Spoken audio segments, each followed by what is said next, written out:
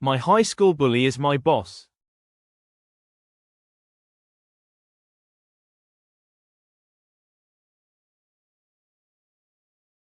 My high school bully is my boss. I never thought I'd be back in my hometown. When I left at 18, I promised myself I wouldn't return. Not for reunions, not for nostalgia, not for anything.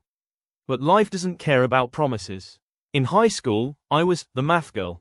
Straight A's, math competitions, tutors after school, teachers loved me, students, not so much, especially him. Let's call him Ryan. Ryan was loud, popular, and cruel in that casual way where everyone laughs because they're scared not to. He hated that I was better at something he didn't understand. He'd call me calculator, knock my books off my desk, whisper answers during tests so I'd get accused of cheating. Once, he convinced half the class that I'd sabotaged a group project just so they'd refuse to work with me again.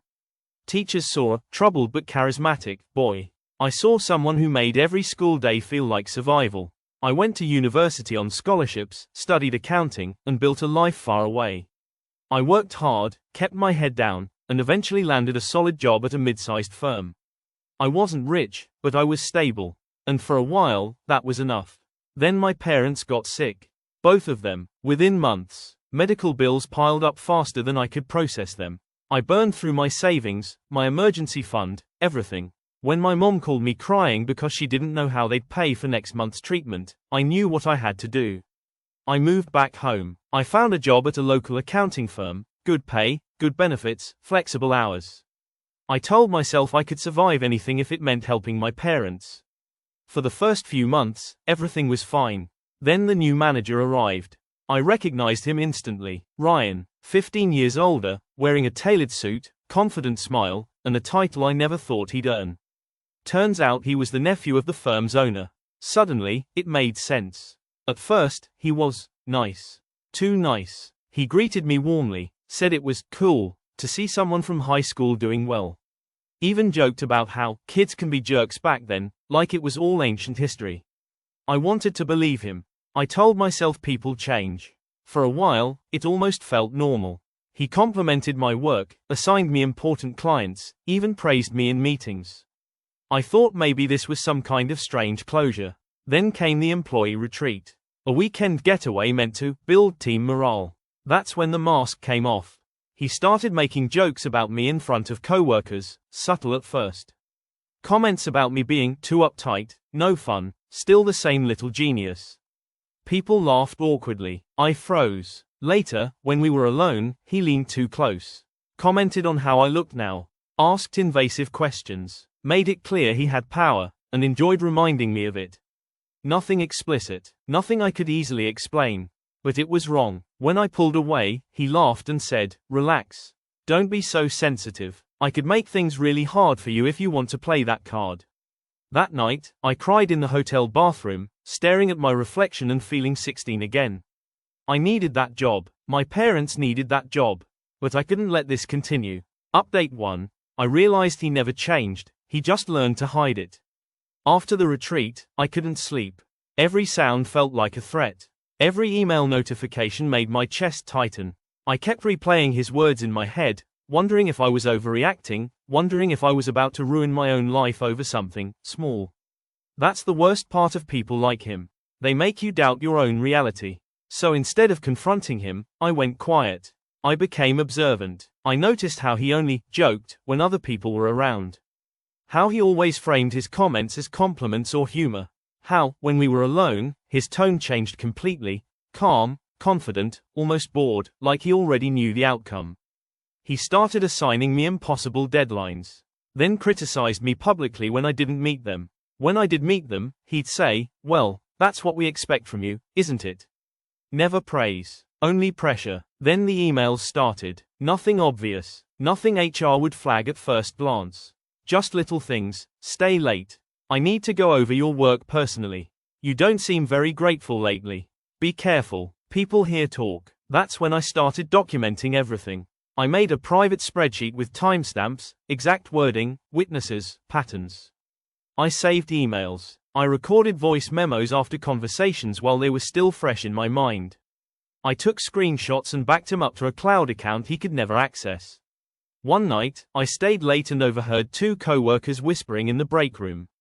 My name came up, then his. One of them said, "I thought it was just me." My stomach dropped. Over the next few weeks, I carefully reached out to people I trusted.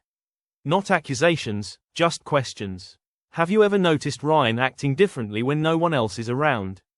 Has he ever made you uncomfortable?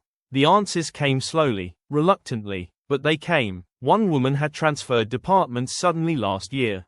Another had quit without notice. A third admitted she'd been warned by HR to avoid one-on-one meetings with him, advice that suddenly made a lot of sense. That's when I stopped thinking of him as my bully. He was a liability. I contacted an employment lawyer using a personal email, sitting in my car so no one could overhear me. I was shaking the entire time. She listened, calmly, patiently. When I finished, she said, "This isn't a misunderstanding. This is a pattern, and patterns are dangerous, for him." For the first time since high school, I felt something shift. I wasn't trapped. Update 2. He thought he owned the room. He didn't see the walls closing in. I waited another month. Ryan grew bolder. He started acting untouchable, bragging about his uncle, talking openly about promotions he controlled, reminding people who signed off on their reviews.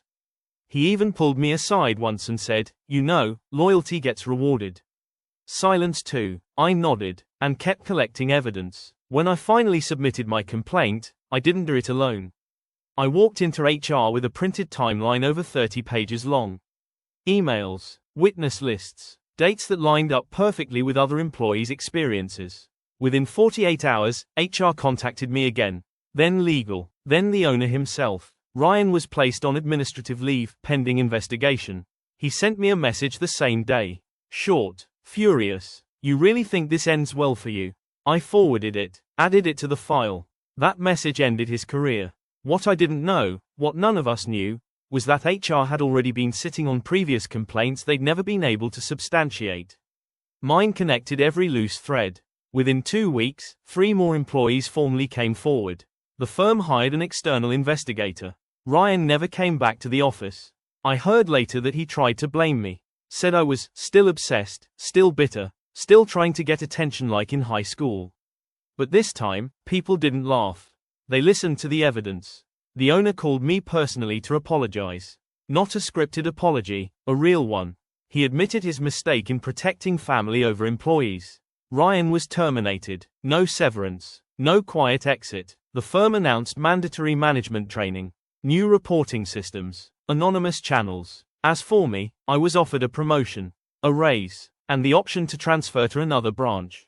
I stayed. A month later, I made the final payment on my parents' medical debt. I sat in my childhood bedroom, staring at the confirmation screen, and cried harder than I had in years.